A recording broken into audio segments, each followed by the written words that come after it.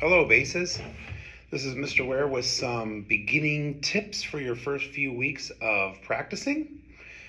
First, I want to start with the parts of the bass that you'll need when you are practicing throughout your year this year. The first thing that we have is the scroll. The scroll is this big top part here. These four pieces, two on each side, on a brass plate, they are called the machine tuners, or just tuning pegs. Then you have four strings and this long black board that goes all the way down your bass, underneath your strings. That's called the fingerboard. So you have some tapes and star stickers on your bass at home. The very top tape or sticker should be near your eye. So to make sure that happens, there is a pin at the bottom of your bass. So if your bass is too low, you want to lay your bass down on the floor, unscrew the end pin screw, pull out the peg enough so that it's tall, and tighten it again and raise it up. So like I said, that very tippy top star should be near your eyes. To hold the bass, your bass goes in your left hand and it faces out. So mine's facing towards the camera. Pretend you're standing on a stage and the bass is facing the audience. So the bass faces out, but you turn sideways. So you take your left leg and you put it in the back so your thigh and your knee are in back of the bass. And you take your right leg and you keep it just nice and shoulder width apart on the side.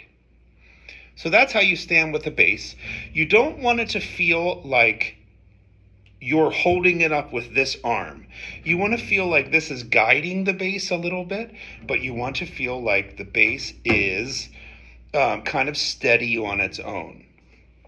So you may need to move your hips back a little bit, depending on how your size is. So to pluck the bass, you're going to take your right hand and make a backwards L. You're going to find a comfortable spot on the fingerboard right below where the shoulders of the bass are. So right here, you're going to put your thumb on the side.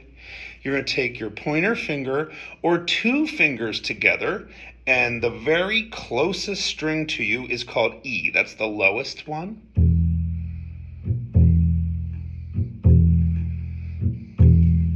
The next one is called A.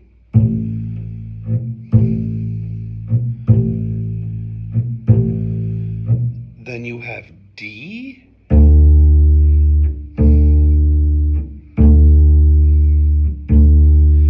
And then your G is next.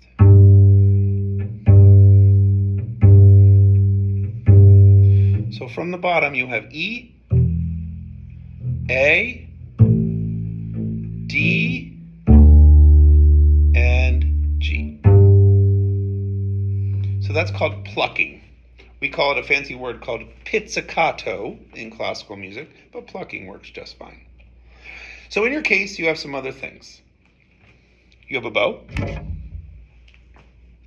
and either in the back of your case, at the top in a pouch, or at the bottom of the bass in the front in a pouch, you should have some rosin. So it's in a white case with wood. So the rosin is what you put on your bow to make it sticky. Now we'll talk about this in class, but you take your rosin and you just rub the rosin on the bow, on like the black part of the rosin, until you have enough rosin on your bow so that it makes sounds. You'll know because if you pull the bow across the strings, it'll make sound. If it doesn't have enough rosin, you'll hear that like wind whooshing sound, and that is just meaning that it's not broken, it just means that you need rosin. But before you start rosining, we have to tighten our bow. So to do that, when you get your bow out of the case, it might be super loose. It's really hard to see on the video, but your hair might be super loose. So what we're going to do is there's a screw. So we're going to look at the screw, and we're going to turn it to the right, righty-tighty. And you'll start to see the hair stiffen up in your bow. But here's what's important with the bow tightening. My bow, even though it's tight, bends down the stick. If it's straight or rainbowing out, it's too tight, and we want to loosen it so it's not too tight. You should be able to get a pencil between the stick and the hair. So, parts of the bow. The hair, that's the ones we're rosining. And the stick, that's this big long piece. This is the tip. And then there's this piece here. Well, the screw, which we talked about. And this piece here called the frog. And then there's a grip for your finger, just like a comfortable thing there that you'll have. So to hold a bow, between the frog and the grip, there's a piece of wood like that's not covered. We're going to take our thumb and our right hand upside down. We're going to put it inside, and then we're going to curve our fingers around with the big knuckle laying down on the grip so that it looks like that. You'll notice my fingers aren't on the tippy top of the bow. They all curve down, almost like the first two big knuckles are on the stick. These guys are kind of in the air. And when we pull the bow across the strings, we go all the way down to the end of the fingerboard. And that's where we start. And we pull kind of like the arm of a grandfather clock, where it's steady and tick-tocking the beat. So you can hold your bass on the shoulder. And if you notice my bow going straight, it's not facing up, it's not facing down. It's pulling slow and steady with the hair flat on the bass. And if I start at the bottom, you may notice on the bottom string, the E, you may have to dig in a little bit more to get a good sound. So you'll use the muscle in those fingers to push. And then A, and then D, and then G. When you are done practicing the bass, your bass should sit on the floor like that. Don't leave your bass on a kitchen chair because it could fall. Don't lean your bass against a wall where it could fall. Just try to put it on the floor.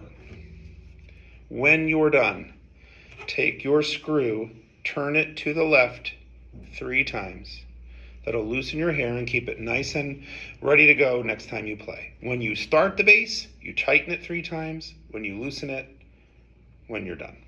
Or better said, playing the bass is tight, not playing the bass is loose. Okay, bass players, I hope this tutorial was helpful. I am excited to see you throughout the year, and I hope you have fun practicing in your first week.